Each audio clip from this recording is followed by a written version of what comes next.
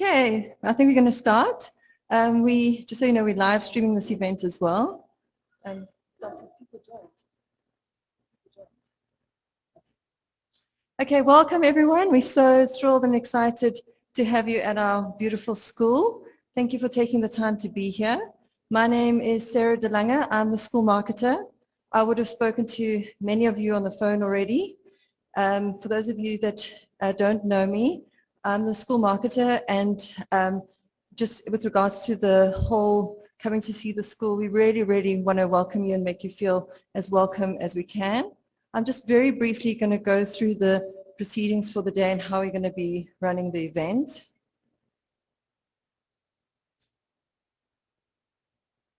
Sorry, just going to get the presentation to cooperate.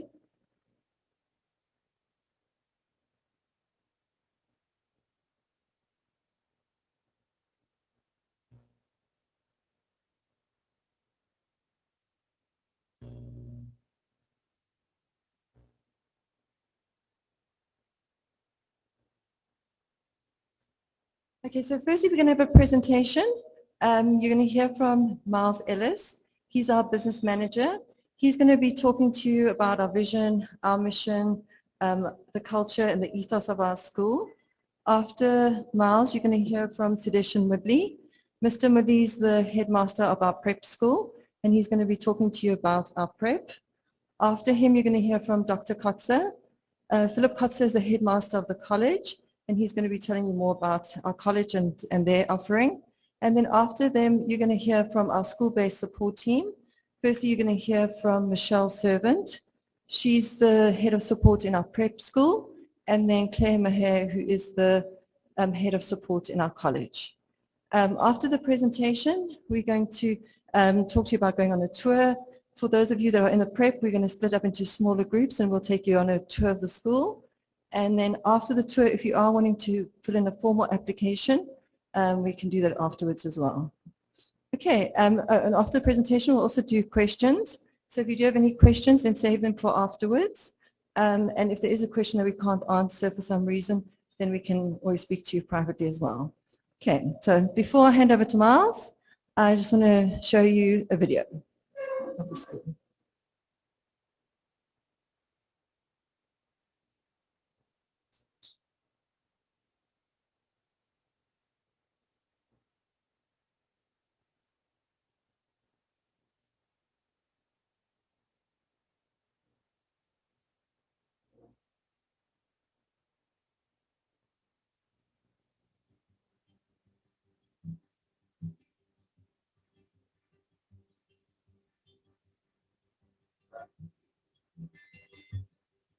Welcome to Cedarwood School, a remedial prep school and college where we live our motto, to be the best that you can be. Cedarwood opened its doors with 36 children in 1998 and has grown into the beautiful school we know today with 280 pupils in the prep and college. Our school focuses on teaching children with mild to moderate support needs, providing them with the right environment and specialized assistance to reach their goals. Our classes are limited to 14 pupils, ensuring that we create a space where learners feel valued and recognized as individuals. We have adopted a holistic approach to education, with art and cultural activities helping our children to be self-motivated, independent, and creative. The heart of our school lies in our school-based support team, a multidisciplinary team of specialists who provide the additional support our children need, including remedial teachers, educational psychologists, speech and language therapists, as well as occupational therapists and physiotherapy. Our place of discovery, the pod, is a hub of interactive learning and a dynamic space where children can learn individually, work in small groups, or engage together as a class in a unique environment. Outside of the classroom, our extramural sports program focuses on the importance of working together and emphasizes a healthy spirit of social interaction, allowing each child the chance to shine. Families from around Johannesburg are attracted to what our school has to offer. Our unique approach to teaching and learning stems from our staff's in-depth knowledge and understanding that every child learns differently. Our academic program is designed to prepare learners for life after school and aim to help our students to obtain their national senior certificate. Our specialized ASDAN skills program and vocational pathways cater for pupils who are skills oriented and not necessarily able to cope with the demands of the CAPS curriculum. The children who choose the vocational pathway will obtain a recognized qualification and will be able to enter the world of work when they leave school. We recognize that learning does not only take place in the classroom. From extramural activities to cultural events, we encourage every learner to participate and make the most of all we have on offer. Many of our pupils go on to study further at various universities and tertiary institutions, while others go on to become successful entrepreneurs. Cedarwood School is a community. It is a place where children can learn safely and at their own pace and without judgment. It is a place where parents can speak freely about their child and share everyday experiences with other parents. It is a place where everyone is working towards the same goal, to see a child succeed and to be the best that they can be.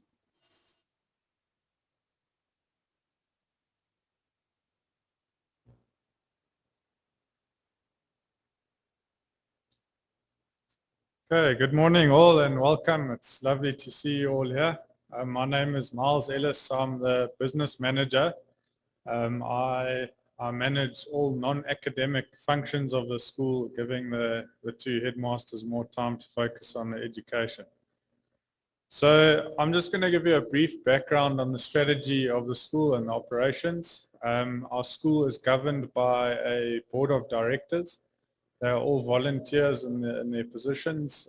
They give of their time and there's no profit share given to them. So this is the foundation of the empathy and the passion put into our school.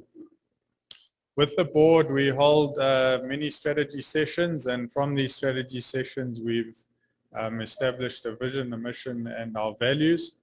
The vision behind me to be the school of choice for children and adolescents who learn differently and could benefit from an environment of supported learning to become contributing members of society. That is our overarching goal throughout the entire school. So the goal, if you send your child here, is to educate them and accommodate them, whatever needs they may have, to become a valued contributing member of society. And in order for us to achieve this vision, we have set a mission for our school, which is to create a safe and happy learning environment for all by adapting the curriculum, content and pace of learning to the individual needs of each pupil, including therapeutic support where necessary, and being supportive, understanding and empathetic to all. And with that mission, our core values of the school speak closely to that, where every child and every teacher are expected to teach or learn and live the core values of the school. The core values being we care, open engagement, respect, community, inclusion of diversity, and best practice. These are seen throughout the school in classrooms and staff rooms, etc., and we believe that they're a solid foundation for us to base our education and for the teachers to base their education on teaching in the classroom. With that in mind, we have 3 pillars which we expect our staff and the senior management to certainly operate on these 3 pillars in creating an ethos in the school. The 3 pillars being invitational education, servant leadership, and the third one is restorative practice. Just to briefly touch on these, invitational education is very much our core business, being adapting the way of learning or how we handle children to their individual needs.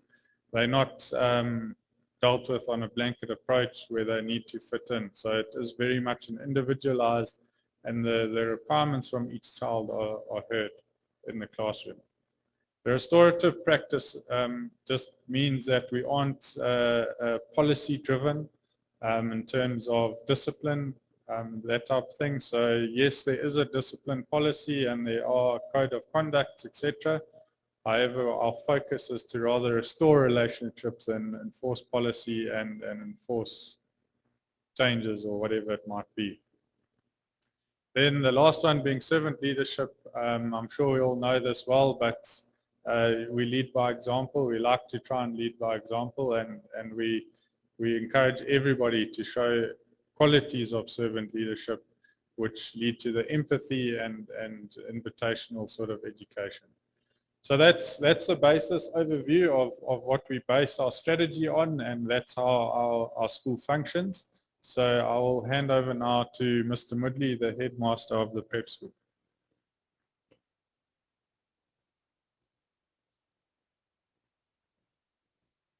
Thanks, Miles. Good morning, everyone. Apologies for the photo. The Photoshop person was obviously not that good. Okay. Yeah, so the prep school runs from grade 1 up to grade 6. With the exception of grade 1, which has 12 in a class, every other grade has 14 per class. So we go up to a maximum of 14. And if for some reason we have more than 14, then it means another class. So we don't ever go above that. The reason for that is, obviously, every child in the class has unique needs. And the teacher has to be able to cater for those needs. And when doing that, we feel that if we go above 14, that won't be possible. So remember that every single child that comes to Cedarwood comes with their own unique concern, an area for development that's probably the reason why they had to leave the previous school. And our teachers at our school generally have many qualifications, remedial experience, and they know the time they need with each child. Okay, in terms of our curriculum, we follow the CAPS curriculum. So it's the exact same CAPS curriculum that you would see at every other school. The difference is that our kids have a lot of support along the way. Okay, and remember, we're not a special school. So where special schools look at more sort of severe needs at various curriculums, we do the exact same curriculum. So when a child gets a grade 5 report at our school, it's equivalent to any grade 5 report anywhere else. Okay.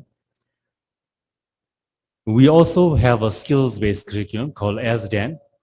So while majority of our kids follow the academic program, there are a group of kids that follow our skills program. Okay, that has started recently. We now have a unit at our school. And with the ASDAN program, it basically leads to the skills pathway or the vocational pathway in the college. Okay, so that's also offered at our school. With regards to the environment, many of the kids that come to Cedarwood initially it might not be an academic issue. Some of the kids come to our school because of social and emotional issues. So lots of times when they do come here, they've broken or they've been through a lot at the previous school. So the environment alone at Cedarwood does a lot for our kids. And it's a very happy environment. It's a very positive environment. And we normally see the change in the first few weeks. Okay.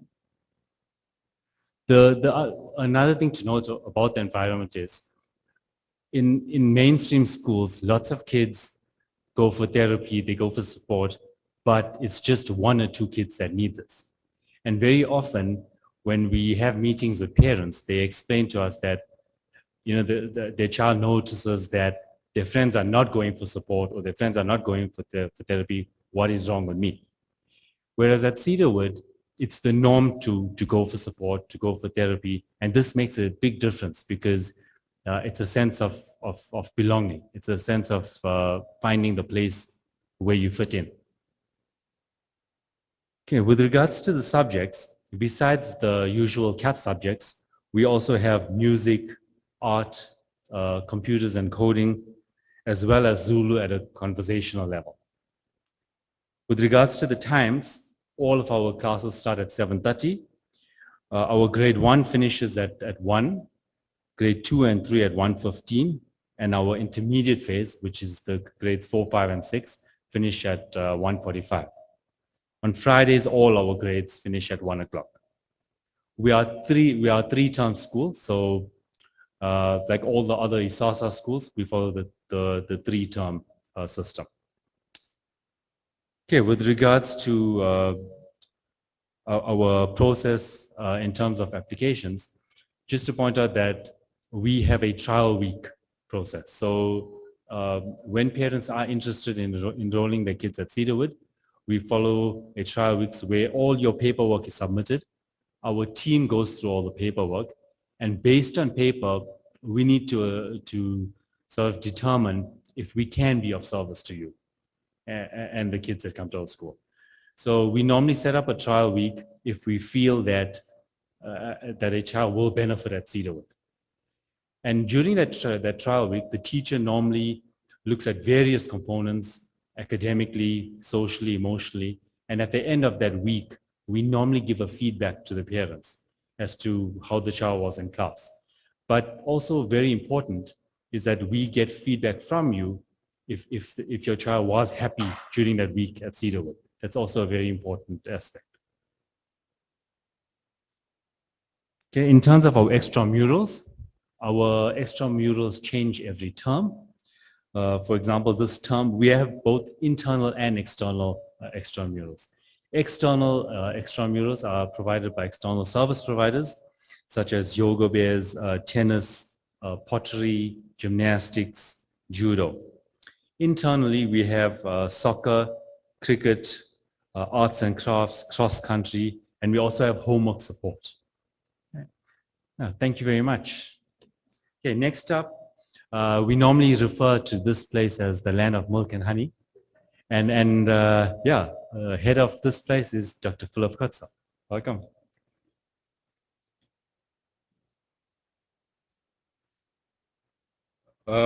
I usually have to adjust it. It's because I'm a bit taller than the average person.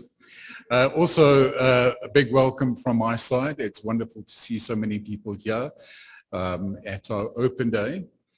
I want to tell you about what we do at the college. The college starts from grade 7 and goes up to grade 12. A child finishing the academic curriculum, the CAPS curriculum, finishes with the same qualification that they would finish, or any other child would finish, at the end of grade 12 at any other school.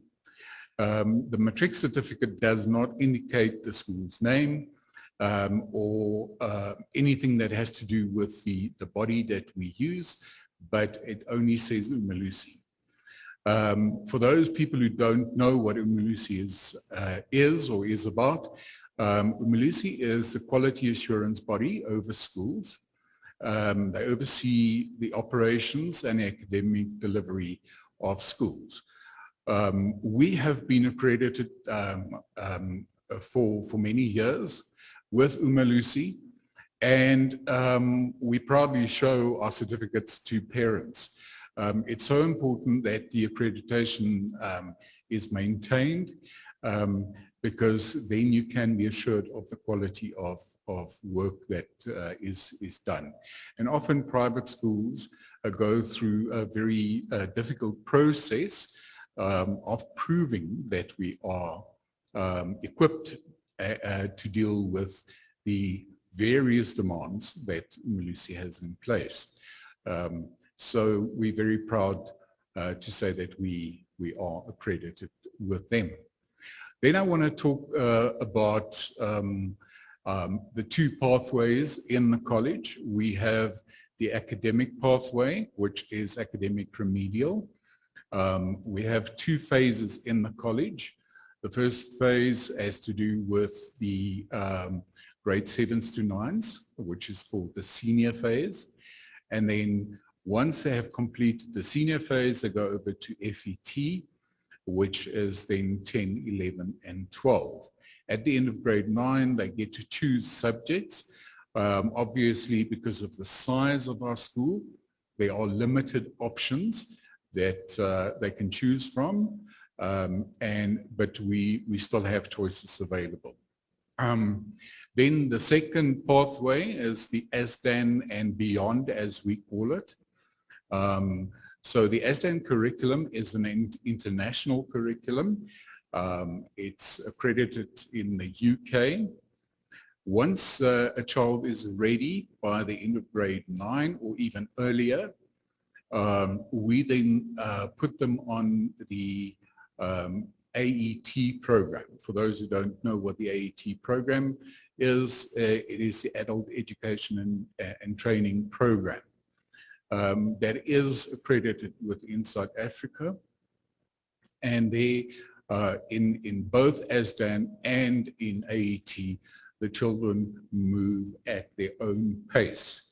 So it's not necessarily built into years, because we follow the pace of each of the children. And I think that's quite important. We also have, as part of the Beyond section of ASDAN and Beyond, a vocational option. In order for any child to be considered to join the vocational pathway, they must have an academic grade 9 at least. So they can't come through the skills pathway and the ASDAN pathway. So if they have grade 9, then they can move across to one of the accredited programs that we do through various CETAs at the school, and we've had loads of success with those children. Our pass rates, final pass rates at end of matric, have been really, really outstanding. And yet again, last year we had 100% pass rate. And it's not that we're chasing 100%, but it's wonderful to know. With regards to extramural activities, we offer the whole range of extramural activities that are offered at other schools as well. And then we keep it seasonal. It is compulsory for every child to participate in at least one extramural activity per term. So it doesn't necessarily mean that you have to or partake in a sporting activity. We have some clubs as well, drama club, art club, music, cooking. Sorry, I just forgot the last one. So the children have a choice, and sometimes they want to sign up for all of the above, and that's not possible. We also don't distinguish between whether boys or girls participate in any of our teams. So if a girl wants to play rugby, we let her, okay, or them. And the same with the traditional girls sport. If boys want to play netball, tennis or anything like that, then it's absolutely fine. We do participate against other schools, obviously outside of COVID. And it's important that we have a balance between this, the academic life and also the activities of the school. All our activities are offered in-house by our teachers. Our teachers are extremely dedicated, and they make sure that they get to know the kids on the field as well, or in a specific extramural activity after hours. And then that's carried over into the classroom. You would have seen a couple of really, really happy faces there. We didn't ask them to look happy, all right? 3 things that are important, I'm going to finish off with that. 3 things that are important to all of us is that every child that comes to the school has to be happy, has to be safe, And safety takes on various forms, so emotionally safe, physically safe, and in a safe environment. And then once the first two things are in place, it's much easier for them to learn. It's wonderful to be able to talk to you, and I'm now going to hand over to Michelle Servant. Thanks, Michelle.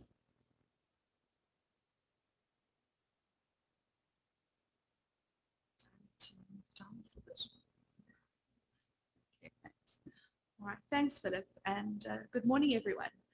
So the school-based support team in the PrEP provides a range of intervention to our children. We provide academic and curriculum support.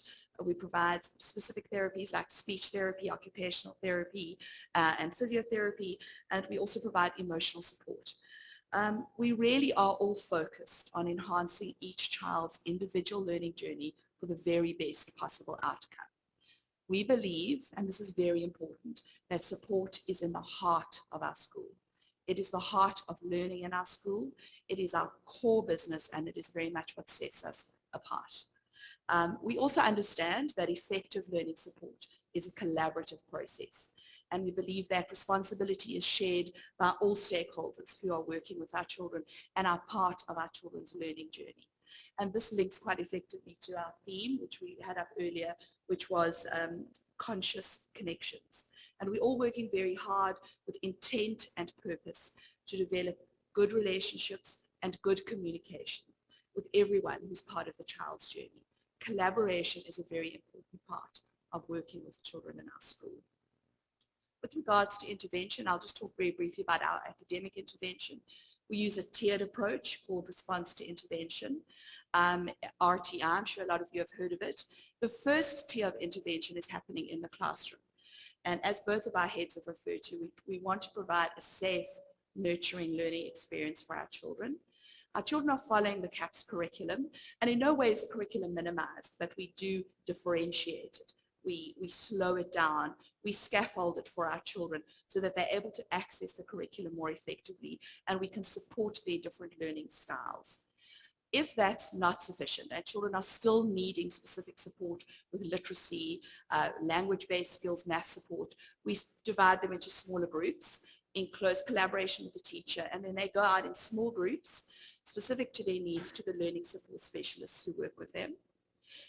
Should that still not be sufficient, and there are some children that are presenting with quite resistant learning difficulties or have got very specific learning difficulties or possibly haven't had access to intervention, and then we'll provide a third tier of support, which is individual. But most of our children receive their learning support in small groups throughout the school. We also work in close collaboration with our private practitioners, the speech therapists, occupational therapists, we've got a physiotherapist on campus. And we've got an amazing team of private practitioners. The benefit of having our private practitioners on site and on our campus is that they're very much part of our team. They're included in all of our meetings.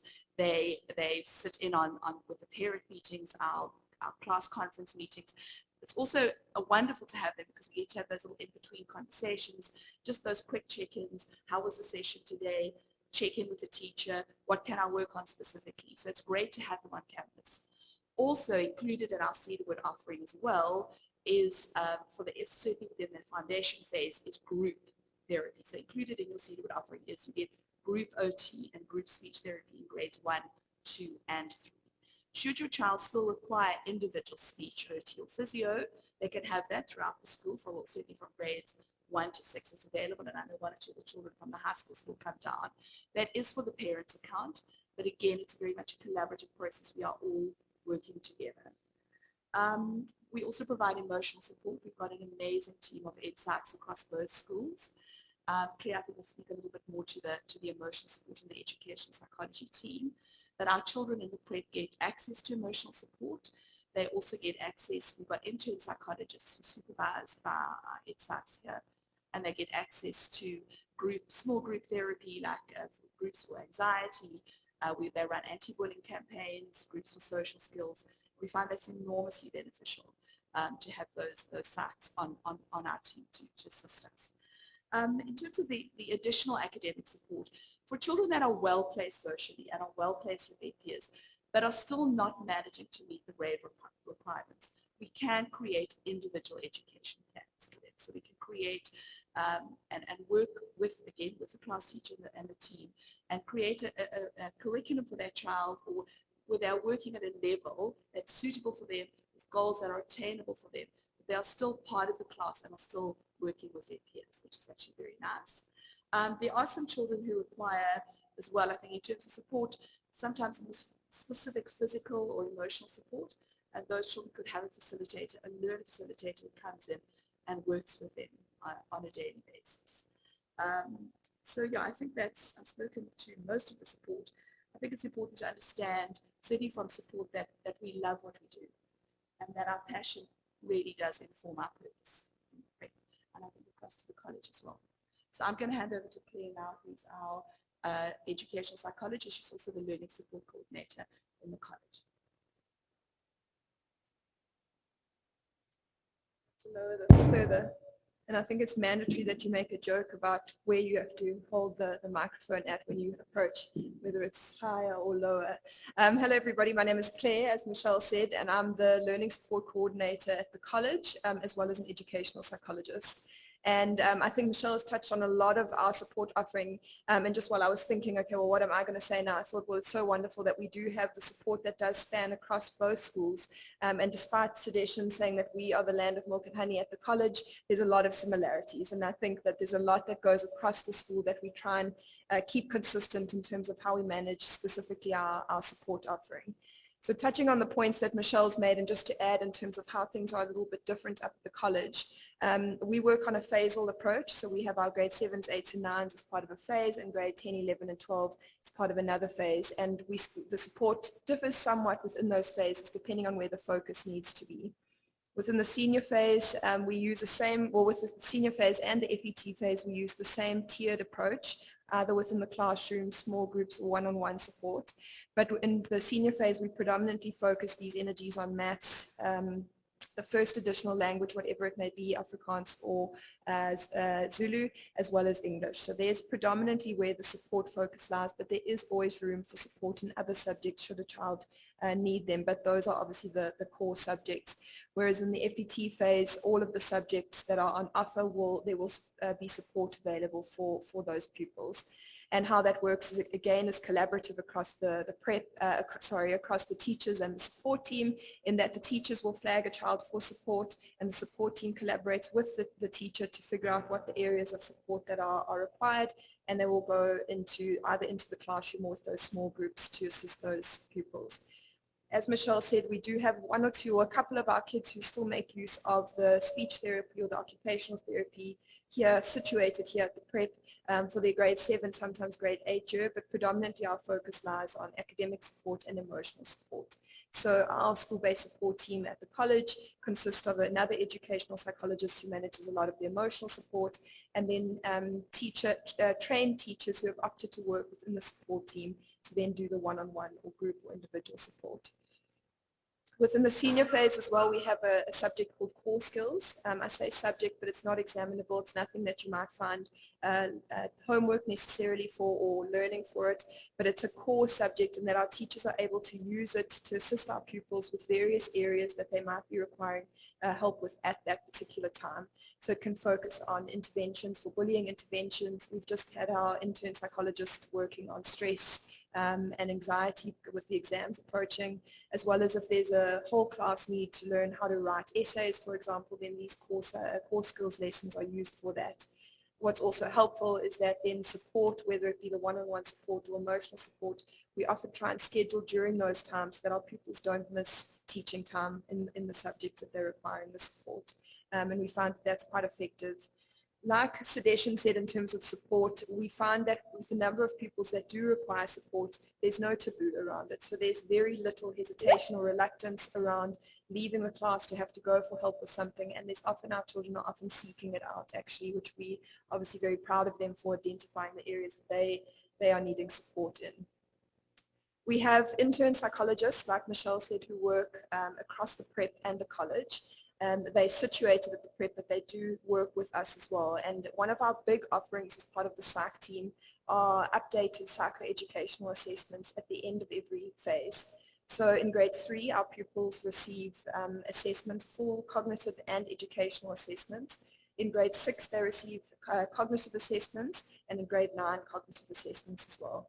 And those assessments are used quite useful in terms of determining accommodations needs. So if your child requires reading, a reader, scribe, any other additional support, that we can then use that information to apply to the various departments. And that's all also offered in-house, where all the necessary applications are made on behalf of, or the school makes those on behalf of the parents.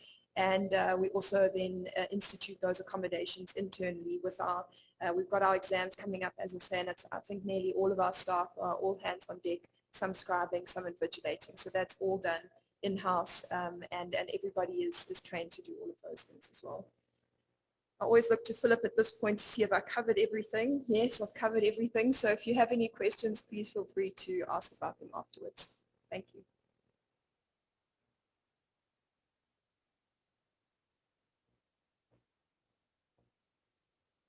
Okay, thank you. Don't you think they're a fantastic team? I'm sure that they've given you a wealth of information. We're just going to do questions, and so if anybody does have a question, I think just stand up. I'm sure we'll be able to hear you. Just speak quite loudly, and then we'll just look to the team to see who's going to answer it. So are there any questions?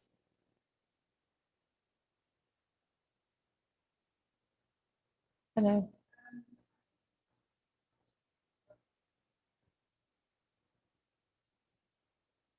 Okay, so you're looking at the prep, right? Okay, so sedation. Okay, so the question was, how's the workload different from is it different and from a mainstream school? Okay. Okay, so basically, like I said, I think you're talking about the usual CAPS curriculum, right? So the assessments are basically the same. So the same number of assessments take place. However, when it comes to the concepts, the actual work in class, it's at a slower pace. So all the work is covered, but it's just at a much slower pace, as well as like from the support side, the interventions that take place will probably be more repetition, more detail, etc. In terms of homework, we don't really do much homework for our kids. It's normally just a repeat of what happens in class. But even with that, the homework is generally a few minutes to maybe an hour at max. And we also, like I said, we also have homework support in school. So we don't often give a lot of homework. Yeah.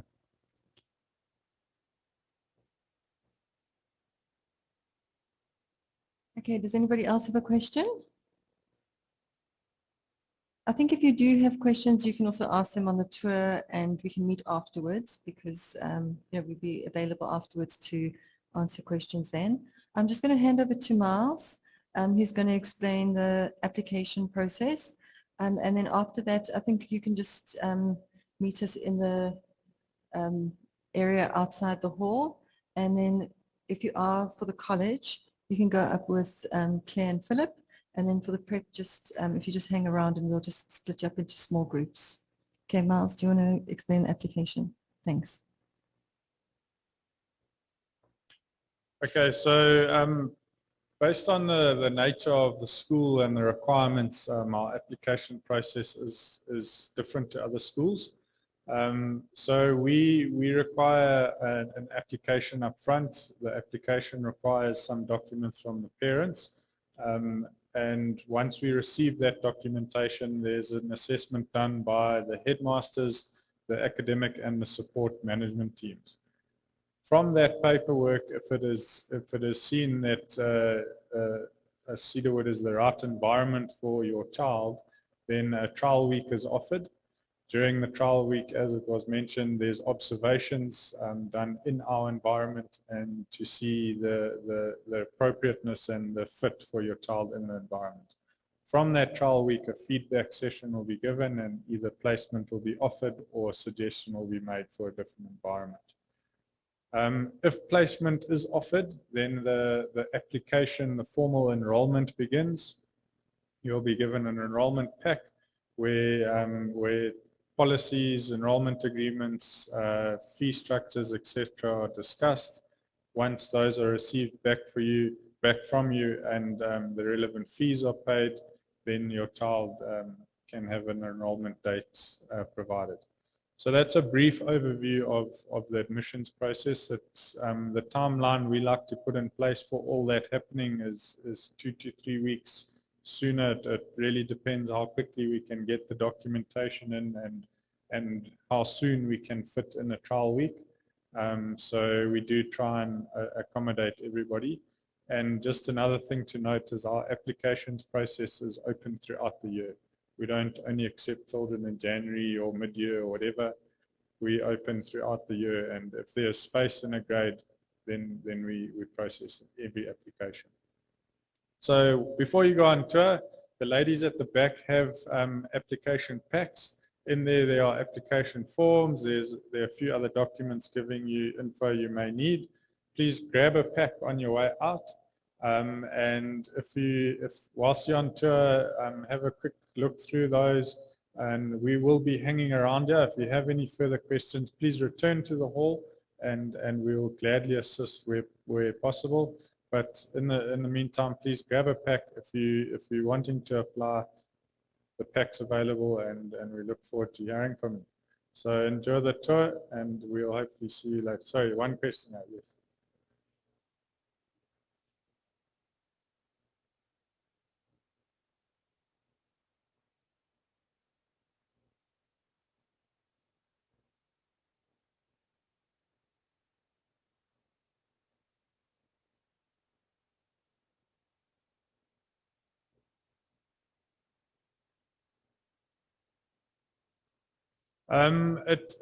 It all depends on the application. Once we receive your child's educational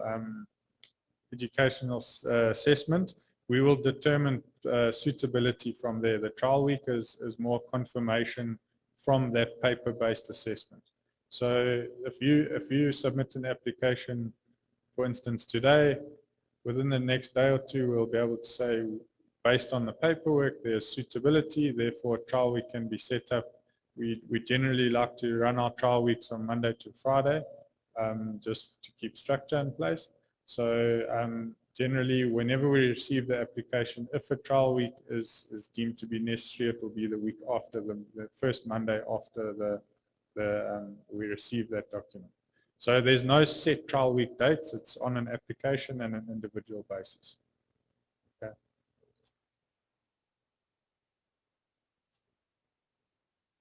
Yes, so the feedback is given at the end of the trial week. So if suitability on the paperwork is good, and then we go into a trial week, feedback is given on the Monday after or the Friday of the trial week to advise whether placement can be offered or whether a different environment is required. So we try and keep it as efficient as possible and not drag it out too long. Okay. Good. So yeah, let's go on the tour. And as Sarah mentioned, we can meet outside. Please grab a pack, and then the admissions team will stay in the hall. If you have any questions, please come back and chat to us. Enjoy the tour.